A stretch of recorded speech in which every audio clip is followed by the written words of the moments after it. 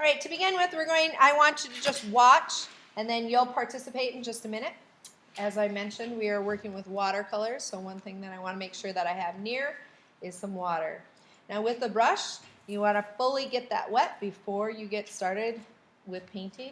Some research that I've done says that you want the brush in the water for at least 5 minutes beforehand. But for our purposes, go ahead and just wet your brush completely.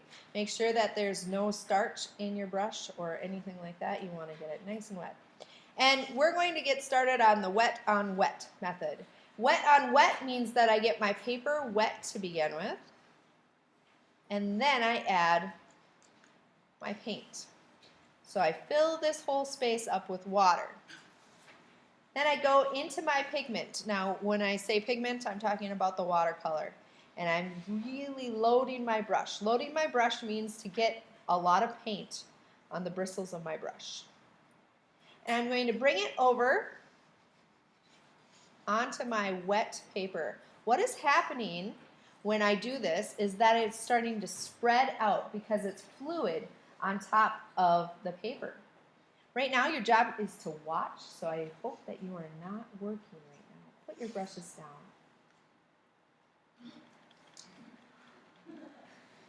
Then I'm going to add a second color. Now, I'm adding just these spots. You can add lines or anything else.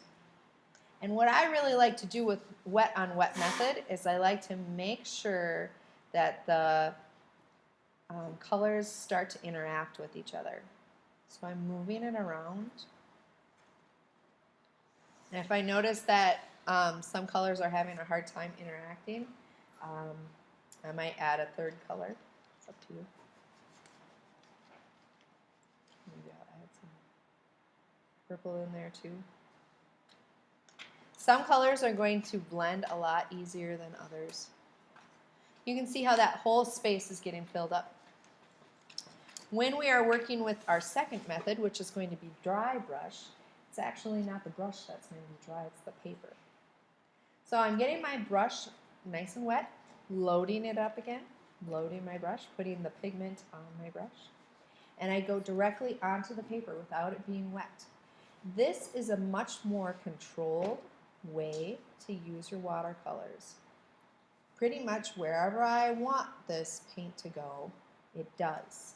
I can be much more controlled, whereas the other one, the wet on wet, allows the paints to spread all over the place. We have less control, but that's the beauty of watercolors. Both methods are used in different ways. I want you right now to try your wet on wet and a dry brush method.